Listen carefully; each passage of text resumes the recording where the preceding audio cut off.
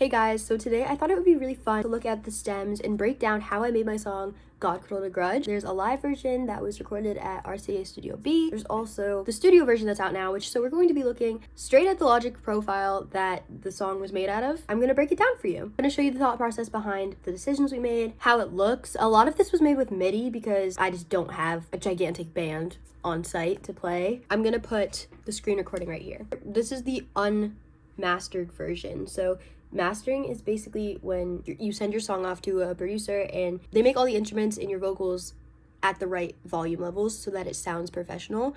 Demos are always not mixed. They're just the idea in the software. So it's not going to sound the same as the actual song. This is like the raw unmixed version.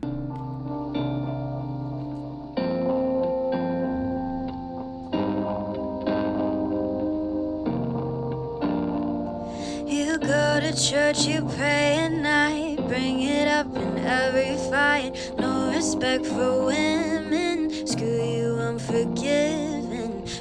So as you can see, there's no like reverb on my vocal, there's no compression on anything, it's just there, so it sounds kind of flat. I love the intro. My friend from high school, AJ, played guitar on this, and if we solo just the intro.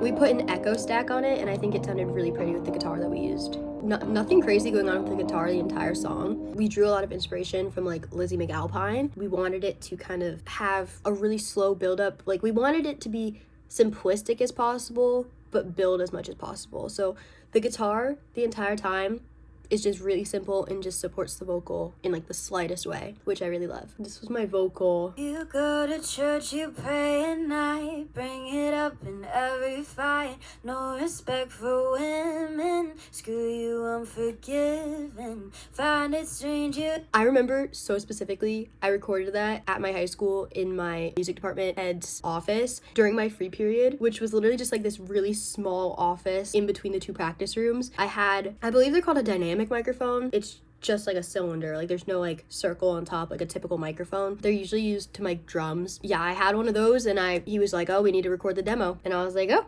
right now? Oh, okay. The one thing I will say, I love the melody of this song. When I first came up with it, I was like, okay, this is catchy, proud of it, lol, but it's really freaking hard to sing. When we recorded the live version at RCA Studio B, I was struggling, and it's just like a little bit tricky. You could hear me like gasping for air when you just listen to the vocal. Basically the devil, I should be more careful. No, I'm gonna laugh when I got you calling back. In the live version, the lyrics are different because I couldn't decide what I wanted. Mr. Balmer, that was like my music teacher, I was like, Mr. Balmer, can I just like change the line, like it'll still rhyme, it's fine. And he was like, yeah, like it's your song. So I was like, okay. When we did the live version, I said, no, I'm gonna laugh the next time that you crawl back. And I like that version so much better. When we recorded this demo, we have the other lyric, which is fine. I don't hate it, but I like to obsess over really small details like that in my songs. I wish that we had gone back and changed it. Since we already had the whole recording, it's like hard because I would have to have gone into the same room with the same microphone set up, and by the time that like I was gonna release the studio version, I graduated, so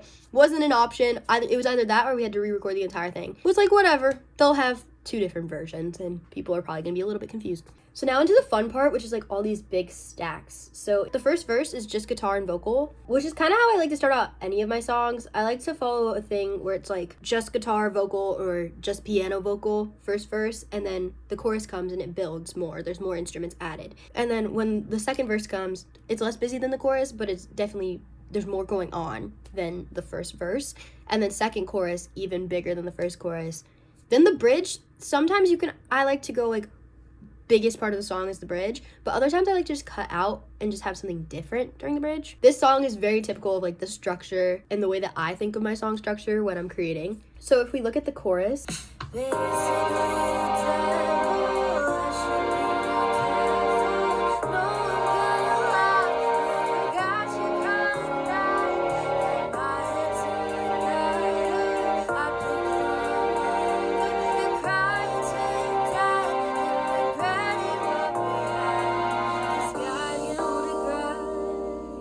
so the piano part, was like 1,000,000% my friend AJ. He's much better at music theory than I am. So there's 2 piano parts, and I think they're each doing something slightly different. This is the first one. Basically the devil, I should be more careful. No, I'm gonna laugh when I got you calling back. Yeah, my head's in the gutter, I picked the wrong lover. You're crying till you died and regretting what we had, 'cause God can hold a grudge. So it seems like we just went off the vocal and kind of like made harmonies, but with the piano versus vocal harmonies. This is the other piano track. Basically the devil, I should This one's be more really careful. dissonant. No, I'm gonna laugh when I got you calling back.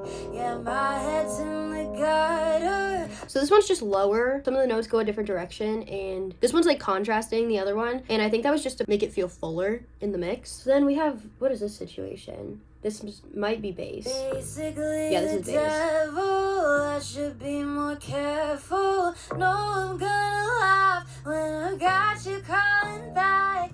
We had upright bass for this. Usually my songs I prefer bass guitar. We did upright bass in this one, which is different, and I thought it worked well, but like only for this genre. Then we got the drum beat. Basically the devil, I should be more careful. There's really nothing going on with the drums. There's just a little fill when it goes right into the chorus, but that's kind of just to differentiate, like, this is a new section starting. So we kept it really light on the drums. Then we have violin parts. We got 3 parts of violin.